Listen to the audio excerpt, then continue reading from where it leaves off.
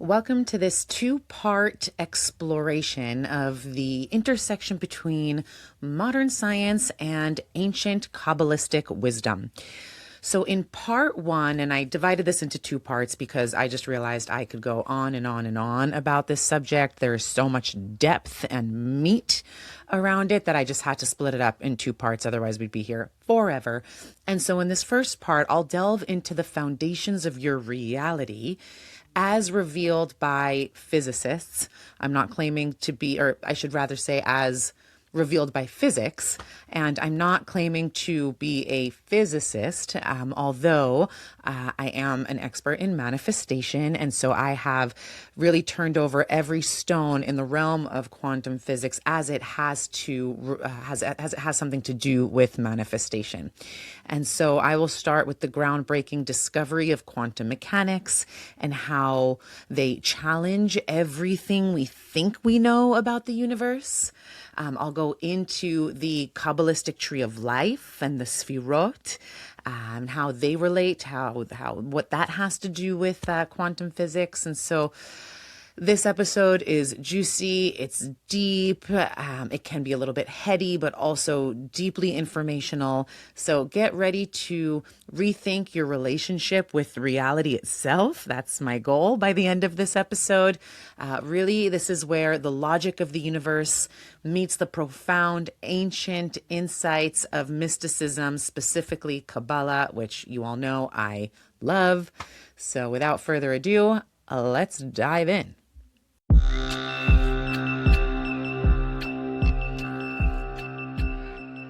Becoming a co-creator with the creator is your birthright. Together, we'll journey into your deepest authenticity. Because the more you align with who you truly are, the more effortlessly you call in the life that you desire and deserve. And most importantly, the more you step into your soul's highest purpose. Welcome to the Manifestation Method podcast, your number one source for Kabbalistic manifestation. Here we combine the ancient wisdom of Kabbalah, modern psychology, and quantum physics to help you achieve real, tangible manifestation results with my proven Abra method. I'm Ayelet Polonsky, and I'm here to guide you on your journey of manifesting a life that is aligned, expansive, and deeply connected to your highest self through the sacred energetic mechanics of Kabbalistic manifestation. To learn how to use Kabbalistic manifestation to transform your life from the inside out, go to ayeletpolonsky.com or download the Manifestation Method app. Let's open the gates of manifestation together.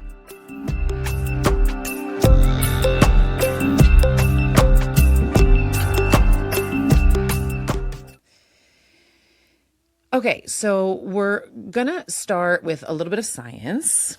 Not that I love science, but I do think it's important. And I do think that it's fascinating. And when learned in the right way, I actually find it very, very interesting. Or I shouldn't say learned in the right way. When I learn the type of science that interests me, then I find it really interesting. So I know for those of you who are listening who are like, what, science? Like, why? Just stay with me because I promise I'm actually going to make this fun. And I also promise that once we get through the sciencey part, we are diving headfirst into the stuff that I personally find so much more exciting, which is, as you know, the mystical, the magical, the ancient Kabbalistic wisdom that honestly, really, truly makes my whole soul light up. It's like my soul feels at home when I learn these concepts, these ideas. But we need the foundation first, right? Because when you understand what physics actually discovered, the Kabbalah stuff is going to hit completely different. So please just trust me on this one and stay with me. Okay, so let's go back to Isaac Newton, right? So you know him. We learned about him in elementary school, I think, right? Apple fell on his head, invented gravity, became the most famous physicist in history. And for like 300 years, Newton's understanding of the universe was basically the rule book for all of Western science. And here's what Newton said, right? He said that the universe is essentially one big giant machine, that everything is made up of solid stuff that is just bumping into other solid stuff, right? So think kind of like cause and effect. One thing leads to another. Think things being linear or predictable. So the way I kind of like to imagine it as a metaphor is I think of a giant game of pool, right? So the balls hit each other, and you can calculate exactly where they're going to go. End of story, right? One ball hits the other ball, that ball goes into the hole, and boom, end of story. So in Newton's universe, you are the billiard ball, right? So the world is the table, and your outcomes are just the result of forces acting on you from the outside, essentially, which honestly, in my opinion, that's a really disempowering way to think about being alive. But that was the framework for centuries, right? And then what happened? Everything changed. Because then came quantum mechanics. And oh my gosh, what quantum mechanics discovered basically broke physics in a way. Like it broke the brains of some of the smartest people who have ever lived. Einstein spent the last decades of his life arguing against parts of it because it was that wild, right? And so here's what they found. What scientists started looking at, they started looking at the really tiny stuff, not just atoms, but the things inside the atoms. And so reality from that perspective stopped behaving like a machine, right? Like completely stopped. So particles, these tiny little building blocks of everything, don't actually sit still in one place. Okay, and stay with me here because if you haven't heard these ideas before, they can kind of blow your mind a little bit, right? So these particles don't sit still. They don't sit in one place. They don't have a fixed location. So instead, they exist as what scientists now call waves of probability. Okay, what does that mean in our terms, right? These waves of probability, these particles exist in all places, all at once, everywhere, until a human being with consciousness looks at them, looks at an object, right? And so I'll say that again, and I'll try to say it in different words because I really want us to have this land. So a particle has no definite position until it's observed, until someone looks at it. And until someone looks at it, it's kind of everywhere. It's in a blur of possibilities. And so the act of looking, of measuring, is what collapses the particles into one specific reality. And why this is so fundamental from a manifestation perspective is because what this actually means is that your awareness, your observation of anything, of something, is what makes that thing real, is what brings it into existence, right? And what gets even wilder is that these particles can be connected to each other across huge distances. I'm talking like opposite ends of the universe. And what happens to one instantly affects the other. There's no signal, there's no time delay, it's just instant connection. And so Einstein actually called this spooky action at a distance, which is the most relatable thing I think Einstein ever said, honestly. And today we call it quantum entanglement. Right? But here's the thing that really blew my mind the most when I first learned this, and it's the part I really invite you to sit with. So when physicists kept digging, right, kept asking, wait, what are these particles actually made of? And how is this quantum entanglement thing where these particles could be on opposite ends of the universe, yet somehow they're still connected? How is that possible? Right? And so what physicists discovered is that these particles are really not made up of anything solid at all. right? So things that are solid, take my water bottle right here, is not actually solid at all. When you look at it on the most micro level, it is made up of ripples, of vibrations, of little disturbances in an invisible field that underlies all of space. It is a field that, even in its quietest state, is absolutely humming with energy, with potential, right? And so scientists call this the 0 point energy. And the field itself is called the quantum field. And this is why I think this conversation that we're having now is so important, because I'm always referencing the quantum, the quantum, the quantum. But what is the quantum, right? And so, one thing that really changed everything for me is that the quantum field is not inside the universe. The universe is inside the quantum field. So what does that mean?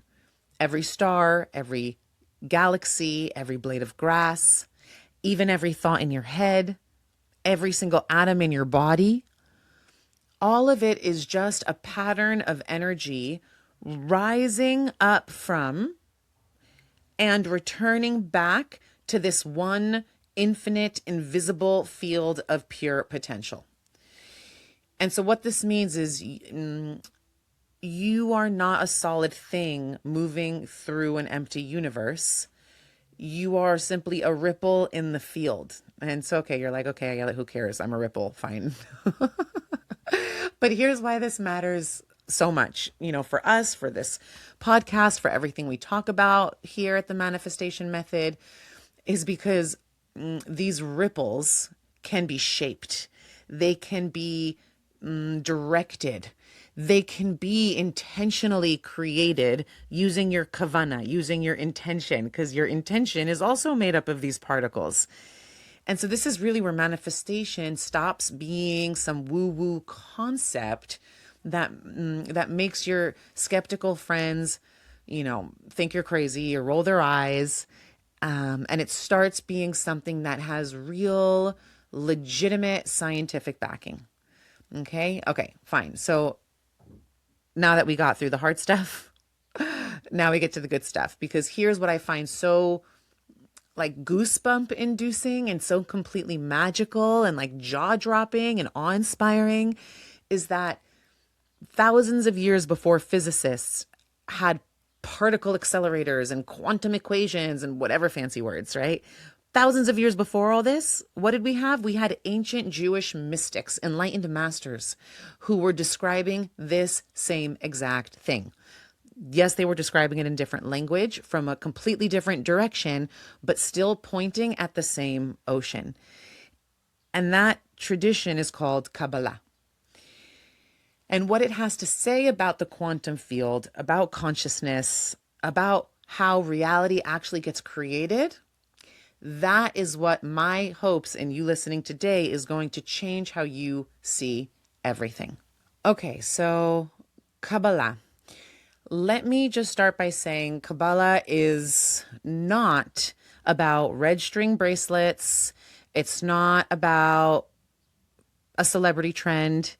It is one of the oldest, deepest, most intricate blueprints, mystical traditions that I believe exists on this planet. And I think it deserves to be talked about with real reverence and real curiosity and a real respect to the lineage, which is exactly what we're going to do here today.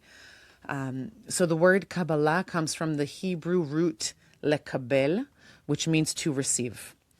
It is the mystical heart of Judaism, though the wisdom it contains, the wisdom that Kabbalah contains, can feel like it belongs to all of humanity. And so Kabbalists themselves actually teach that this wisdom is primordial, that it has been passed down from teacher to student since the very beginning of human consciousness. And so it is ancient. Like when I say ancient, I mean like ancient. Don't ask me years or numbers because that's just not how my brain thinks, but we're talking ancient. And at its core, what Kabbalah is a map. It's a blueprint. It's a map of reality. It is a detailed extraordinarily sophisticated blueprint that describes how an infinite, formless divine source, which in Kabbalah is called Ein Sof, gives birth to an entire finite physical universe. And honestly, once you see this map, you're never going to see yourself or your life the same way again. And so I want to walk you through the most important concepts, because really Kabbalah is infinite and we could be here for probably infinite amount of lifetimes talking about it. So I want to kind of boil it down to the most important concepts, because each one is going to connect back to everything that I just spoke about in the realm of quantum physics. And every time that connection lands, I actually want you to notice the feeling in your body, because I truly believe that your soul already knows this stuff. What we're doing here is just giving it new language. Okay. And so let's start at the top. Ein Sof. Ein Sof in Hebrew literally means without end. No beginning, no boundary, no edge, no limit. Just infinite forever in all directions, always. And here's what's so interesting about how Kabbalah describes Ein Sof is it's really not described as a person, and it doesn't have a face or a personality or a mood. Ein Sof is not a being in the way that we normally think of a being. Ein Sof is more like pure, infinite, undifferentiated consciousness, like pure potential, the ground of all existence. It's everywhere. It contains everything. And yet it itself is formless. It's undefined. It's boundless. Right? And so, does that sound familiar? Because it should, right? Because that is almost word for word how physicists describe the quantum field. So the quantum field is infinite, boundless, underlying all physical reality. It's not a thing, but it's the ground from which all things emerge. Okay, and so we're saying Ein Sof, we're also describing it as infinite and boundless and underlying all of existence, and also being the thing from which all being flows. And so a team of physicists and a team of ancient mystics are describing the same reality. One just found it through mathematics and particle experiments, and the other found it through meditation, prayer, and a direct inner experience with the divine. Both found the same ocean. And so here's what I believe this means for you, like personally in your actual life. It's that you are not separate from source, and you never were. There is no gap between you and the infinite field. You were born from it, like you arose from it. You exist within it right now. You are made of it the same way a wave is made of ocean. They're like one and the same. The wave is not separate from the ocean. It is the ocean moving. And that's you. That's what you are. You are the wave moving in this vast ocean we call the quantum field. And so, okay, this next concept, I can honestly talk about this for hours. It's one of my favorite things in all of Kabbalah. And when I set it kind of next to quantum physics, I just blows my mind every time. Okay. And so let me source it back to the Kabbalistic master who existed in the 1500s, I believed, named Rabbi Yitzchak Luria. He's also known as the Ari, which means the lion in Hebrew. And he's really considered one of the greatest mystical minds in history. And what the Ari taught was a concept called the Tzimtzum. Tzimtzum in Hebrew means contraction or withdrawal. Okay, and so here's the teaching. Ready? Because it's so beautiful. And this is like Kabbalah 101.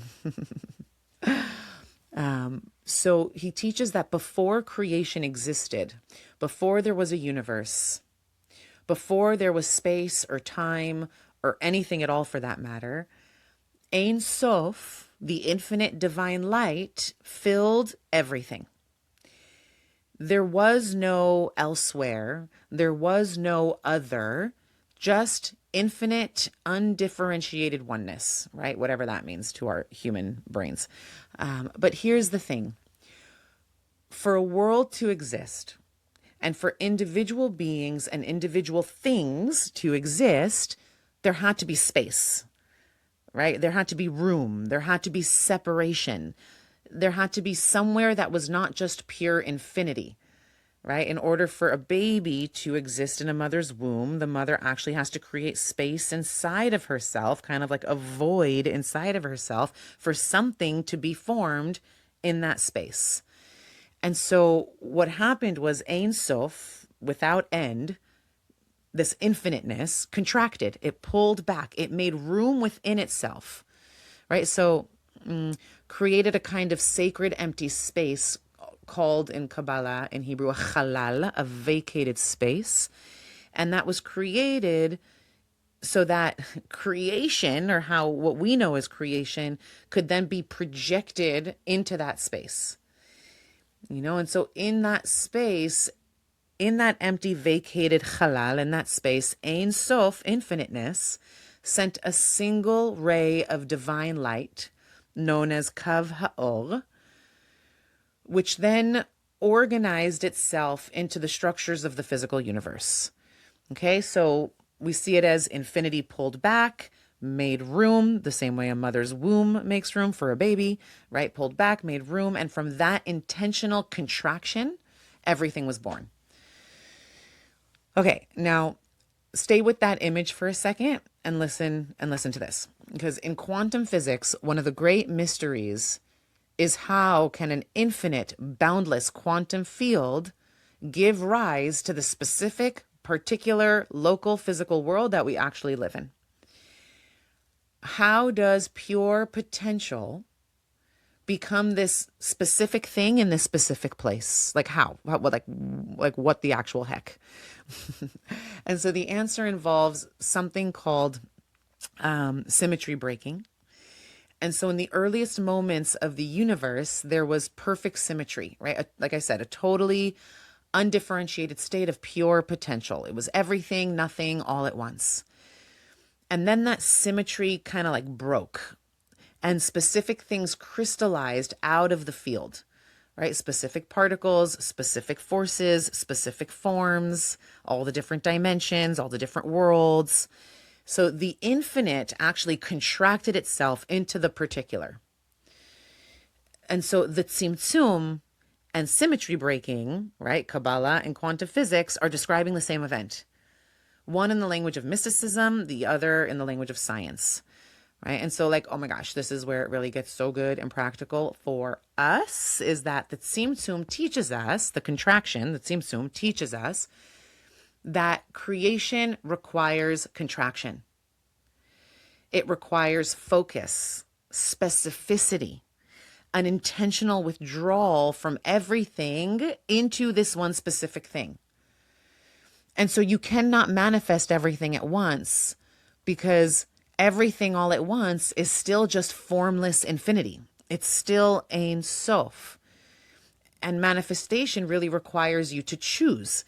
In other words, manifestation requires you to get clear. What is your ask? What is your intention? It's asking you to, in a sense, contract your infinite field of possibility into one specific, clear, held, committed intention. Manifestation asks you to create the sacred space, the halal, in which your desired reality can actually take shape. And I always say, like, a confused intention manifests confused outcomes, right? Vague desires stay as waves, whereas specific intentions collapse into particles, into real particles. And so this is why when people come to me and clients and they're just like, I just want to be happy, right? It doesn't work as a manifestation target, because happy is infinite. It's everything. So we need to get specific. You need to do your own tzimtzum. You need to contract into the precise vision of what you actually want. Hi, Ayelet here. I just wanted to pop in and say I am so excited to officially introduce the Manifestation Method portal, membership, and app. This is your home for all things Kabbalistic manifestation. You'll get access to my monthly live workshops, soul-deep hypno activations and attunements, all of our manifestation courses, and our global community of manifestors. And the best part? It's just $26 a month. That's less than a latte a week. Come manifest alongside me and start creating the life you desire and deserve. Head over to ayeletpolonsky.com to join us. Okay, and so are you seeing how all of this connects? It's such a divine tapestry of connection here, right? Like a 16th century mystic was teaching the mechanics of manifestation, and it maps perfectly onto quantum physics. I don't know. I just love this so much. Okay. Now we're getting into what I think is the most mind-blowing and detailed and useful part of Kabbalah. And once I explain this, I think you're going to have a completely new tool for your manifestation practice, right? And so we're going to be going through the Sefirot, which is plural for Sefirah. And so what are the Sefirot in the Tree of Life? So Sefirot are the 10 divine emanations, or 10 spheres of energy. And they're these spheres of energy through which Ein Sof, the infinite, creates and sustains the universe. And so they're usually drawn in a diagram called the Tree of Life, which are 10 circles connected by 22 pathways. So kind of think of it like a cosmic flow chart, all right, kind of thing. And here's what's really incredible is that Kabbalists teach that these 10 Sefirot, these 10 energy spheres, are not just abstract cosmic things. They are dimensions of reality within you. And so every human being is a microcosm of the Tree of Life. And so you, inside of your own being, contain all 10 of these energy centers within yourself. And so the Tree of Life isn't only a map of the universe, it's that as well, but it's a map of you, of your consciousness, of how energy moves from pure intention, right, all the way into your physical lived reality. Okay, and so I want to walk you through all 10, all the way from intention to lived reality, because it really is an arc, it's a map, it's a journey, and each one is going to sound really familiar, even if the names are new. But it really offers you a map of tools to take your manifestation journey not only to the next level, but to be able to make sense of it, right? So at the top of the tree, we have what's called Keter, which translates to crown, the crown. And this is the highest sphere, the highest sefirah. It's the very top of the tree, and it represents pure, undifferentiated divine will. So it is like the very first flicker of something emerging from the infinite nothing of Ein Sof. So kind of like to think of it as consciousness before thought even begins, right? It is pure awareness. It is the quantum field in its most potential state, right? In its most infinite potential state. And so in your manifestation practice, Keter, crown, is where you ask yourself, is this desire genuinely mine? Right? Not what your parents wanted for you and not what society says you should want, not what makes logical sense, but what does your soul actually want? If your desire doesn't come from this deepest, most authentic place, it will always feel effortful and shaky and unsure, right? Keter is really about getting real with yourself, about what you truly, genuinely, deeply want. That is I have a whole Abra method inside of my membership from the words abracadabra, and Abra is the ask. It's step 1, get clear on your ask, right? Your ask and Keter, the sefirah of Keter, go hand in hand. Get clear, get specific, right? And that takes us to the next sefirah, which is called Chokhmah, which translates to wisdom. And so Chokhmah is kind of like that first flash of divine thought. It's a point. It's a lightning bolt of pure insight. So I like to think of it as the seed of an idea before it has any form at all. Okay, so just the seed of an idea. And in quantum terms, think of this as kind of like the very first ripple in the field. It's the moment of intention before it actually expands into anything. Okay, and so in your life, chokhmah is that moment of crystal clarity, the moment where it's like, yeah, that, yes, this, exactly this. That, you kind of, for me, I get these moments sometimes in meditation, or I get them oftentimes in the shower right before I go to sleep. It's that flash of knowing, right? Chokhmah asks the question, do you have a clear, undivided vision, or is it still blurry and conflicted? Right? Which then takes us to the next sefirah of Bina, which translates to understanding.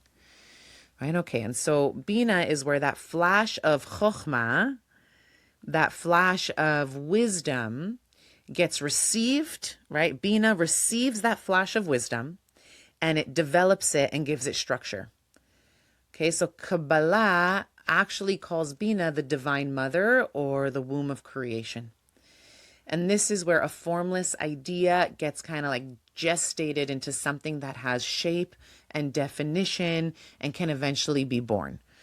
Okay, so how does that relate to you today? In your practice, Bina is the thinking it through, the understanding it deeply, the asking yourself, do I actually know what this would feel like? Have I really sat with this vision and let it develop?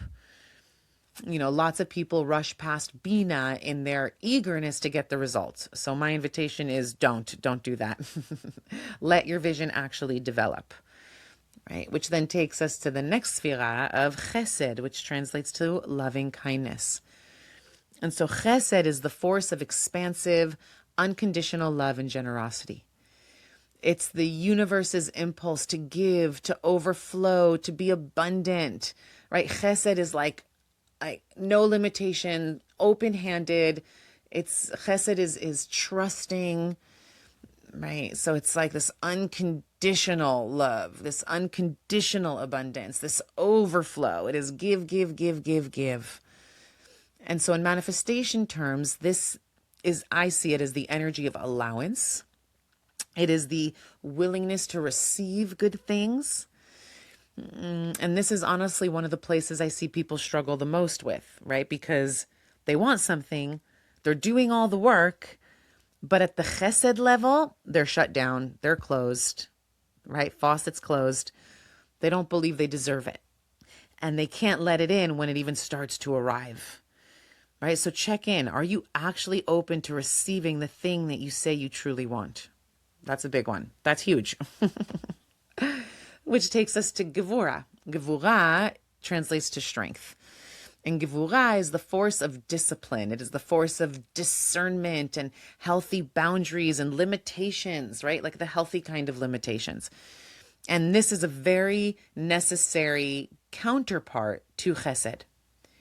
Because if you had just pure Chesed, pure expansion, without any structure, then it just becomes chaos, right? Think of like a woman who has so much chesed that it's like she has so much love, love, love to give that she doesn't have boundaries. And then she's just giving her body over in a way that is kind of like prostitution, let's say, right? So that's chesed without gevura, whereas gevura is kind of like the sculptor's, what's it called? Chisel. It's what gives form to the formless by cutting away what doesn't belong. And so in your life, the way this applies is, Gevura would ask, are you willing to do the work? Are you willing to say no to distractions? Are you willing to set boundaries that protect your vision? Right? Manifestation requires action. It requires commitment. And so Gevura is kind of where like you earn your manifestation. You do your part.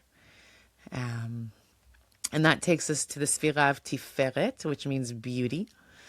And Tiferet sits right at the heart of the tree of life, right at the heart, right? So if you think of like energy centers, like the chakra system, right? We have the heart. That's where Tiferet lives. And that is not an accident.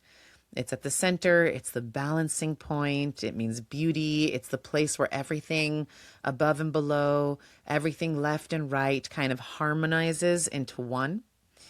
And so, that's why Tiferet is associated with the heart, with compassion. It's associated with the integrated self, like the integration of Chesed and Gevura. You have Tiferet, the beauty, the harmony in the middle of these two seemingly opposing forces. And so that self that is neither all logic nor all emotion, but both, I like to think of it, right? Working in harmony together, that's Tiferet. And so in manifestation language, I call Tiferet coherence. So it's when your head and your heart are actually saying the same thing. It's when you think about your desire and your body says yes. If Tiferet is out of alignment, if you're saying you want something, but your heart is secretly scared or doubtful, then that incoherence actually creates static in the field. And then your signal gets confused. This is why heart coherence practices like heart math or like heart-centered meditation, why they're so powerful, because what you're literally doing is you're tuning to the frequency of Tiferet. You're harmonizing, creating coherence, right? Which then takes us to the next sefira of Netzach, which means victory. And so Netzach is the realm of raw emotion. It is desire. It is nature. It is art. It is instinct, right? Netzach is like your fuel. Netzach is like, it is the passionate, alive, unfiltered wanting that drives everything. It's like that life force of like, yes, I'm going after it, right? And here's what I really want to say about Netzach. Don't suppress it. Don't intellectualize your desire away. Don't feel guilty for wanting things. Like, this desire is your life force. It's not a flaw. It's energy. It's information. It is the fire that really powers the whole engine. It's like what makes us alive. It's what gives us the energy to move forth in the direction of our desires, right? So it's like resilience and perseverance and determination and motivation, right? That's all Netzach. So I really invite you to allow yourself to genuinely, fully, unapologetically want what you want, to let yourself feel it, right? Because Netzach says that desire is sacred. And then we have the sefira of Hod, which means splendor. And Hod is the realm of language and communication. It's the realm of naming things and ritual, bringing ritual into your life. And so really I see Hod as being the place where invisible energies get translated into concrete earthly forms, right? Get translated into words and symbols and practices. In Kabbalah, there is incredible power in the spoken word. In Hebrew mysticism, naming something is not just labeling it. When we name something, we actually create it. The naming of the thing gives it its life force, it's what creates it. And so words are considered a genuine creative force, according to Kabbalah. And so in your personal practice, Hod is where you write down your intention or where you say it out loud, right? It's where you build a ritual around it. There's something profound that happens when you move an intention from inner to outer, from inner to altar, creating a ritualistic altar around your intention. It's where you move from thought to word to action, which then anchors it in reality, right? So don't skip Hod. And then we have Yesod, which translates to foundation. And okay, so yes, Yesod. This is one I really want you to pay attention to, because this is where I see the most silent, sneaky sabotage happening in people's manifestation journeys, right? Yesod is the foundation. It represents the unconscious mind. It represents the deep, hidden belief system that sits underneath everything you consciously think and feel. So it's, in a sense, it's the sum total of every belief you carry about what's possible for you, meaning what you deserve, how the world works, whether good things last, whether you're the kind of person who gets what they want, right? All the belief systems that sit under the surface. And here's the thing. It doesn't really matter how beautiful your vision is at the sefira of Keter, the crown. And it doesn't matter how clear your intention is at the level of Chokhmah, of wisdom. And it doesn't matter how open your heart is at Tiferet, of beauty and harmony. Because if at the level of Yesod, down in the basement of your subconscious, you secretly believe this never works for me, or I'm not really the type of person who gets this, or something always goes wrong right before I get the good thing, right? You're always waiting for the next shoe to drop. Then that belief is a crack in the foundation, right? We said that Yesod is foundation. And if you have a crack in the foundation, then everything above the foundation eventually begins to crumble. And so really, really, Yesod work is like the deepest, most honest, most transformative work you can do.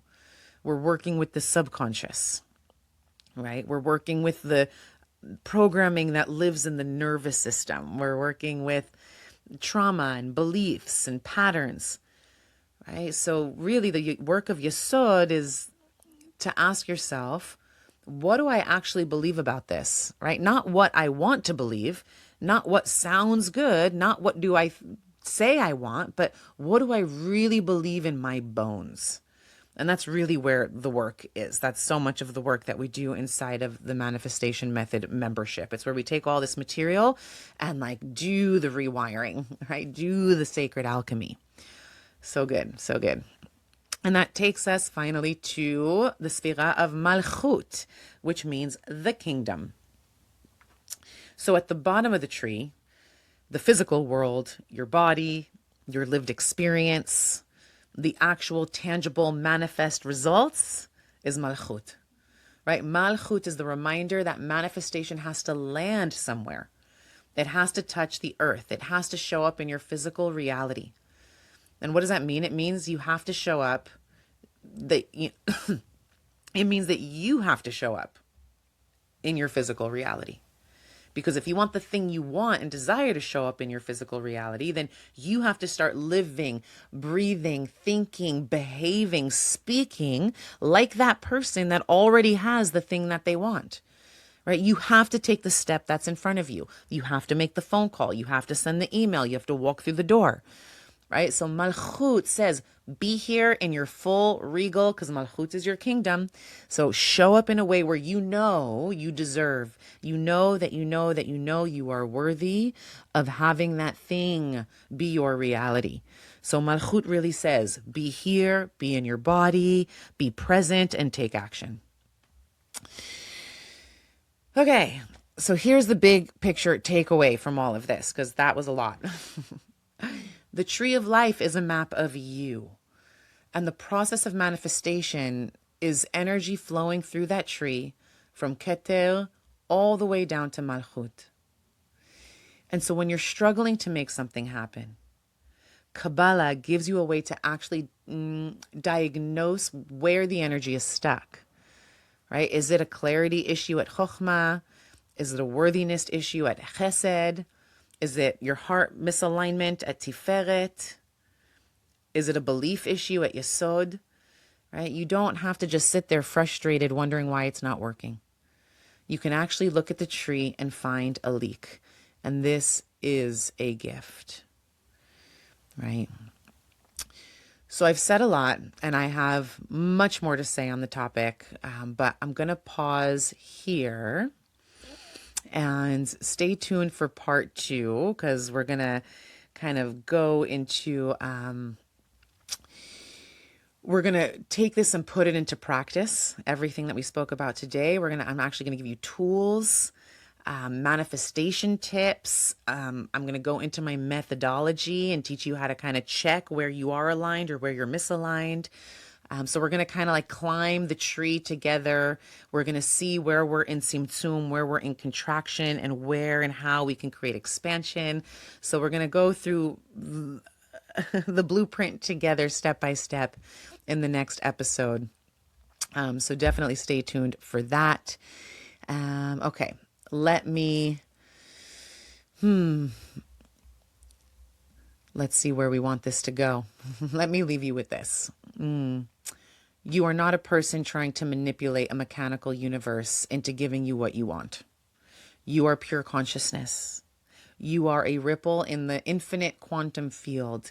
You are a spark of Ein Sof, clothed in a body, learning to work with the deep structure of reality versus against it. Like, let the universe work for you and with you, right? You are the observer whose attention collapses possibility into form, right? You are a Sefirot on the cosmic tree of life and a unique channel through which the infinite seeks to know itself and give to itself, right? You are a vessel. Maybe we're cracked because we're human. Maybe we're in the middle of a shattering.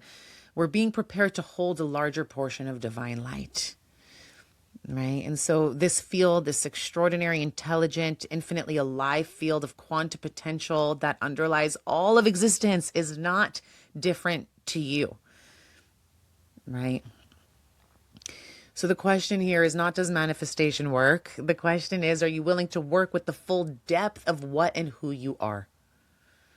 Right? Are you willing to climb every branch of your own inner tree and do the honest work of alignment in each sefirah, right? To inhabit your desired reality so fully that you become quantum entangled with it, right? If you are, then the field is ready. It has always been ready. It has been waiting for you to remember that you are made of it, right? And this is the manifestation method.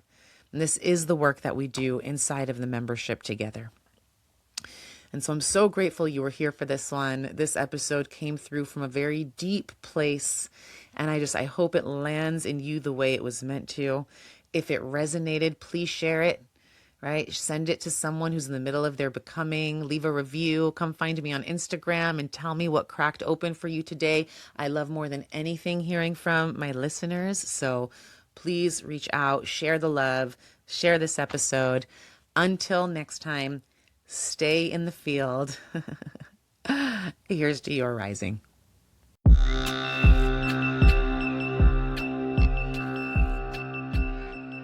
If you enjoyed this episode, let's keep the conversation going inside the Manifestation Method Portal app, your #1 destination for Kabbalistic manifestation. Inside, you'll unlock the secrets of manifestation through my proven Abra method, rooted in Kabbalah, psychology, and quantum physics, designed to help you manifest real, tangible results from the inside out. Join our global community of manifestors, explore our signature courses, monthly live manifestation workshops with me, Ayelet, and access our transformational hypno activations and attunements to rewire limiting beliefs and align with your soul's purpose. The app is available now on the Apple App Store and Google Play. To sign up, head over to ayeletpolonsky.com. Becoming a co-creator with the Creator is your birthright. Let's manifest the life you desire and deserve together.